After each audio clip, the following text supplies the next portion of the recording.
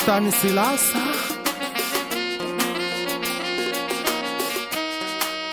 Eugène Assime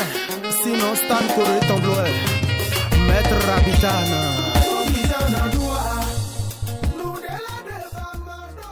Meche todo mitole mi kudo yon nuzangbe azan tongo do zofi proson me me agbo pegbe to mo do asu album do asia mi na do gbeto mejo me ba yonu dagbe ba e ka lo jiro ni odo nukumi de o ewe na so bo mi na do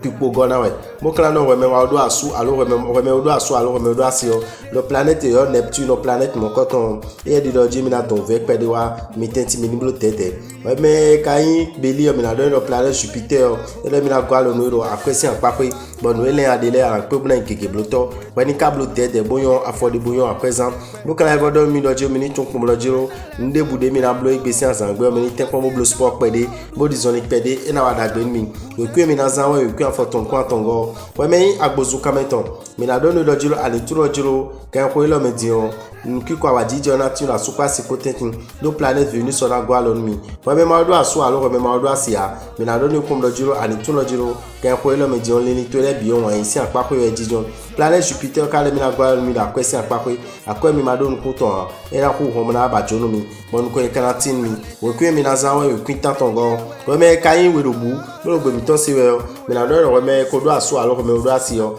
mi na turo giro mi na blo tete mama me de jijo do wo elo aimenu mi me wele bifi be kun kai nda gbe mi o we me ma do aso alo we me ma do asia mi na do ni lojiro ani tun lojiro de pe yon to yo e na so mo me kege na sekpon we donc la do planète yo Pluton planète mon coton e di lojiro e mi na gwa lo mi do akwesi apako do igbe lo po mi ton le mi kana tun lojiro kikolo na je na me bi on mi ji onu no e me ami supporte no e me sukle supporte yo e do mi ni le kosin mon coton le kon we ku mi na zanwa we ku we go we me kan agasa mi na do ni lojiro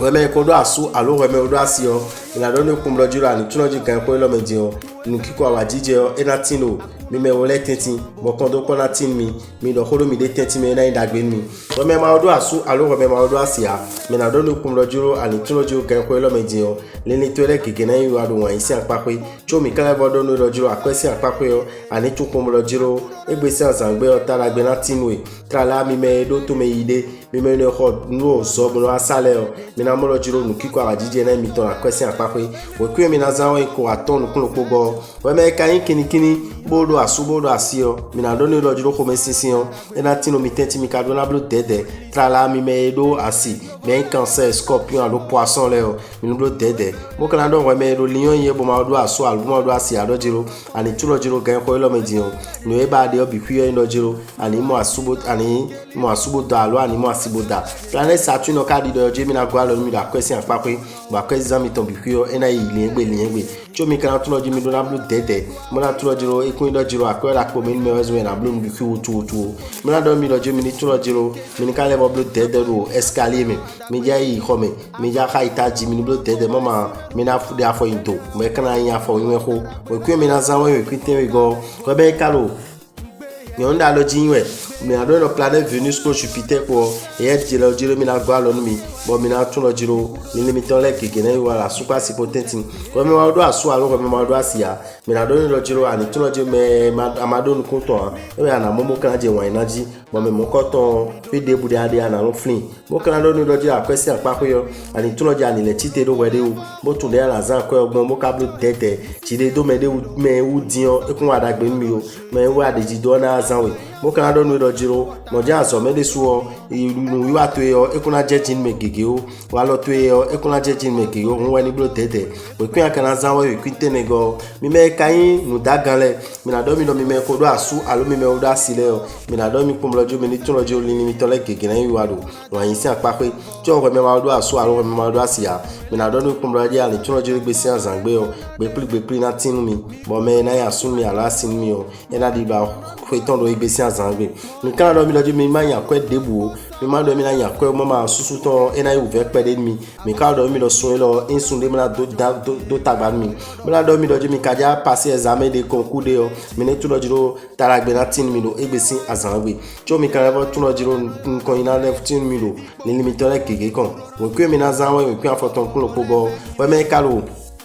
on clique ouais bon ma do asu alubu ma do asia me na don no planète yo venir sur planète mon coton e di lo jiro e me na gwa do no asu pasi pole bon no ki kwa wa jije o e na tin no mitenti amo me ni ton ko mo lo jiro ko me si on de so e kuna han o lo ko de kan azon ko me si on na wa yin do jiro no e ma tin ya me na do mi na ho no e ma yin da gba mi na do mi na ho e asu mi ton ko na o ganji na o asimi ton ko kan igbe na o me no na don tagba mitenti me na do mi na zo mi ton si apako yo me ni ten ko mo do akopi pan ba ni e na zo ma zo na do nu kon yi we queen na zawa we queen enego mi me kan gadato mi na do mi loju mi ni tun lojiro kan ko lo me jo mi ni yon kodo boyon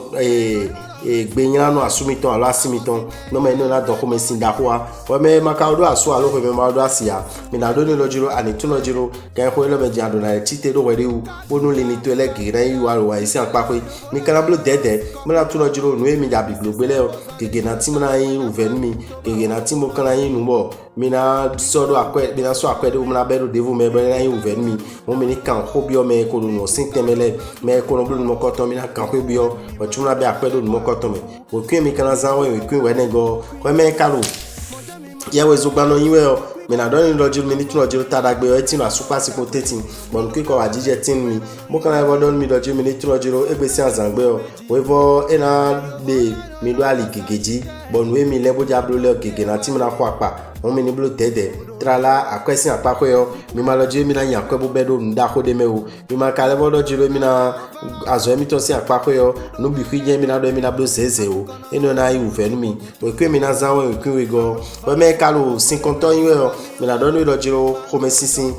uve pede ena tin asupa si poteti bo lu mi kana tukun loju ma o kana wa zo tombo mi me kuma mi me kado uve mo ko to me o beto na bna gbe ko mi bo mi na si se to bo ye yan ka mo ko to ya to tagba mi o ena go si kho mi ton sa we me ma do asu alo we me ma do asia planète venu sur planète mon ko to le mi na mi tadagbe bo li mi to le gege na yiwa chuo mi na mo do sai pe to na ku me na asu mi ala sin mi o mi na di black pe me mon ko to planète Jupiter e di jiro e mi na gwa lo mi da kwesi aliji bo no mi lele bi fi o no na yi lisin blo wa jije po chu mi kana to kun blo jiro ndebude mi ja bi blo gbe akwesi apako yo taragbe na lo tin mi lo egbesi asanwe we kwe mi na zanwe we kwe kono kwa tongo we me kalu we bi we blo gbe mi ton se we o mi na do no kun lojo ani tun lojiro ko me sinsin da ko de jawe asupa si potentino egbesi asanwe bo mi kana to kun lojiro mi na yo afford mo na yo ko na yo kodo mama over na support mi chu mo kana lo do mi lojo mi ni tun lojiro kan ko lo me din o no e mi le bona blole bona za ko de me o bi fi yo mi na ko bona biblioto no planète gege lo film la gwa lo mi tra la planète Jupiter ko mi to me din o e la kan yo na gege wa bo kana do mi lo azo mi to si apako yo mi ni tukology planète Mercure e re mi na gwa lo mi ba so na do nu kon yi bo kwe mi kana za we kwe afoton kun we go da me ora vital ndo gbe lo ko mi ton bo lo ma gbo to fifa ni kondo mi me biji bo nu li limiton le o ne wi wa e na chen lo ko mi ton le me ja yo mi na yo 96 44 90 89 94 46 15 75